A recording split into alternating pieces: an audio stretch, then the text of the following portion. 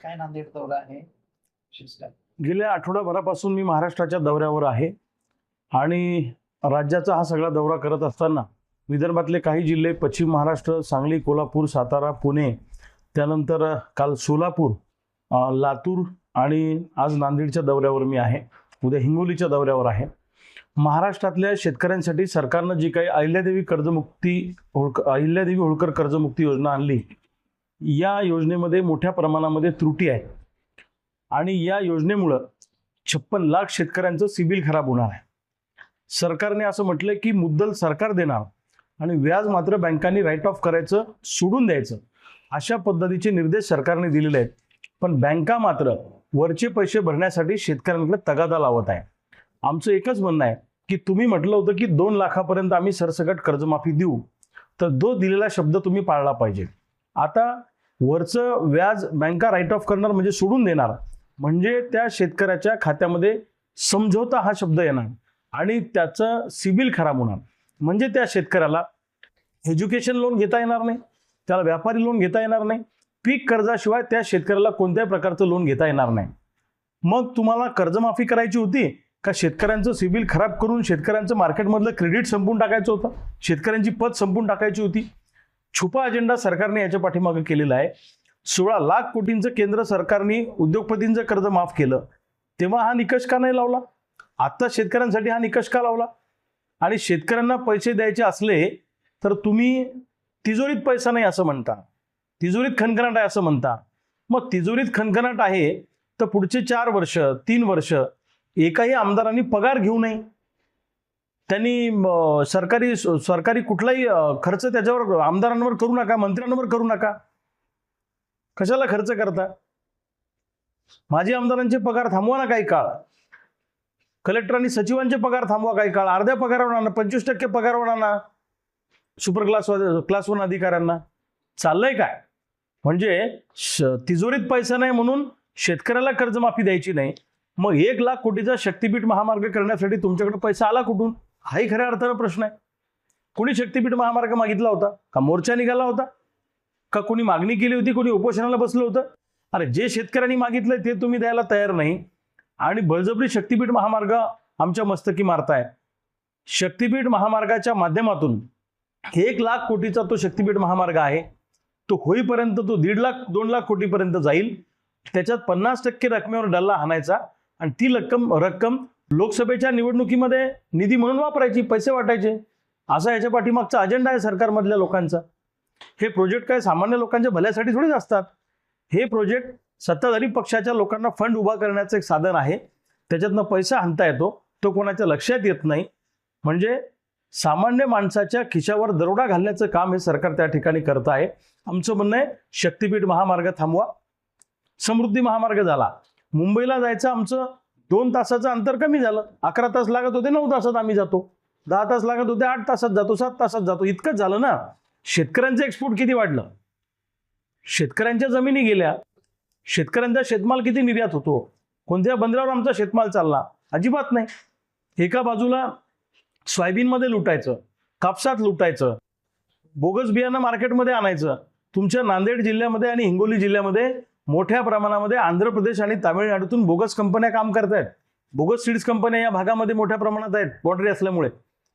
आणि PGR नावाचा जो ॲटम आहे, प्लॅन्ट ग्रोथ रेग्युलेटर, म्हणजे पिकाच्या वाढीसाठी जे जैविक टॉनिक असतं त्यात पाणी विकलं जातं. हिंगोली जिल्ह्यात 750 कंपन्या आहेत, तुमच्या जिल्ह्यात सुद्धा 700-800 कंपन्या आहेत. या बोगस कंपन्या कुणाच्या आशीर्वादाने चालत आहेत? या सीड्स कंपन्यांकडून आणि या पेस्टिसाइड कंपन्यांकडून मोठ्या प्रमाणामध्ये फंड घेतला जातो, हप्ते घेतले जातात आणि शेकडो कोटींची उलाढाल कृषी खात्यामार्फत केली. ह्याचं काम चाललेलं आहे. आपल्याला माहिती आहे की ॲग्रिस्टॅकच्या माध्यमातून आता सगळं काम ह्याच्यावर साधारणतः काल अखेर 17 लाखातलं 14 लाख शेतकऱ्यांचंही झालं होतं, 14-15 लाखाचं. आता जसजशी यादी आपल्याला क्लिअर होईल, आता आपल्याला अडचण राहिलेली नाही. आता आपल्याकडे पैसे पण आहेत. जशी यादी क्लिअर होईल तसं आपण त्यांना शेतकऱ्यांना कर्जमाफीचा लाभ निश्चित प्रकारे देतोय. मला वाटतं पहिल्यांदा आपण 5,000 कोटी रुपये पहिल्यांदा दिलं, कदाचित 1-2 दिवसामध्ये दुसरे 5-10 हजार कोटी रुपये लगेच त्याला होतील. आता काही अडचण नाहीये. आणि ऐका, तेच नाही म्हणजे आता ही पहिली ही यादी 2 लाखाच्या आतली, त्यानंतर 2 लाखाच्या वरचं की जे OTS आपण म्हणतो की 2 लाखाच्या वरची रक्कम त्यांनी भरायची आणि 2 लाखापर्यंत कर्जमाफी आपण द्यायची. तिसरं प्रोत्साहन 50,000 रुपयाचं ते आपण ते द्यायचं. आणि साधारणतः आणि चौथं की जे महात्मा फुले योजनेमध्ये कर्जमाफी योजनेमध्ये मागच्या वेळेस जे बसले होते त्यांना आपण 50,000 पहिल्यांदा जाहीर केलं आणि परत मुख्यमंत्र्यांनी ती रक्कम परत 2 लाख जाहीर केली. ते चौथं. अशा चारही ह्याला आपल्याला कुठल्या प्रकारची अडचण नाही. लवकरात लवकर आपण साधारणतः 40,585 कोटी रुपयाची आपण ती रक्कम ही जाहीर केलेली. 36,000 होती, 5,000 4,000 ह्या महात्मा फुलेमुळे वाढलं. त्यामुळे अजिबात आपल्या माध्यमातून सगळ्या शेतकऱ्यांना सांगतो, जे आपलं अपूर्ण काम, आपलं आधार कार्ड प्रमाणित करण्याचं काम, ॲग्रिकल्चरचं काम ते आपण ताबडतोब करा. ज्या शेतकऱ्याचं नाव पोर्टल लागले आणि ते लागले त्याला संपूर्ण कर्जमाफी होईल. पाठीमागे कर्जमाफीमध्ये गोळ शेतकरी बँकेमध्ये चेक केलं, बँकेमध्ये त्या शेतकऱ्यांनी नाव 1 लाख दिसत आहेत आणि सरकारने 60,000 रुपयेच कळवलेत. तर 60,000 शेतकऱ्यांचं आमचं कसं आहे की तुम्हाला सगळ्यांना माहिती आहे की हेअरकट जी योजना आहे ती राज्य सरकार आणि बँकेमध्ये तसं तो करार झालेला आहे किंवा आमचं तसं बोलणं झालेलं आहे.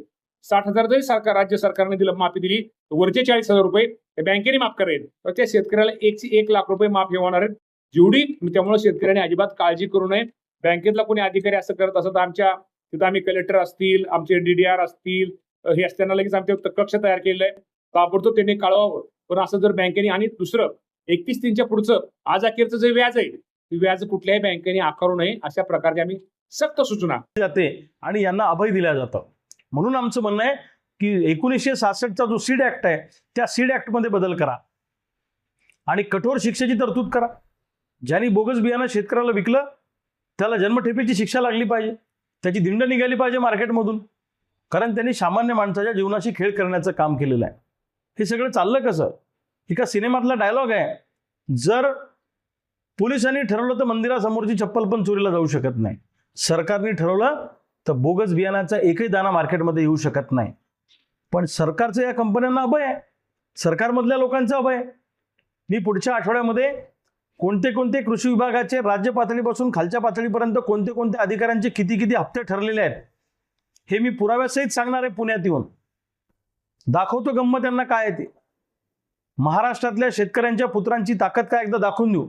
जसं दिल्लीमध्ये आमच्या जेनझीनी विद्यार्थ्यांनी हिटलरशाही करणाऱ्या केंद्र सरकारला झुकवलं, रोज रात्री 1:30-2 वाजता यांना व्हिडिओ करावे लागतात, तसं शेतकरी पुत्रांची ताकद काय असते हे आम्ही यांना दाखवून देऊ. या सरकारला सुद्धा झुकायला आम्ही भाग पाडू. आमची मागणी एकच आहे की येणाऱ्या काळामध्ये सोयाबीनला उत्पादन खर्चावर आधारित भाव मिळाला पाहिजे, कापसाला चांगला भाव मिळाला पाहिजे, ऊसाची एक रकमी FRP आणि त्याच्यात वरतून 500 रुपये अजून दुसरा हप्ता शेतकऱ्यांना मिळाला पाहिजे. त्याचबरोबरीने दुधाचे दर वाढले पाहिजे, कांद्याचा प्रश्न सुटला पाहिजे. या सगळ्या विविध पिकांच्या शेतकऱ्यांसाठी एक व्यापक जनआंदोलन या महाराष्ट्रामध्ये कसं उभं राहील या दृष्टीनं आमचा सगळा हा दौरा सुरू आहे. आम्ही वेगळ्या शेतकरी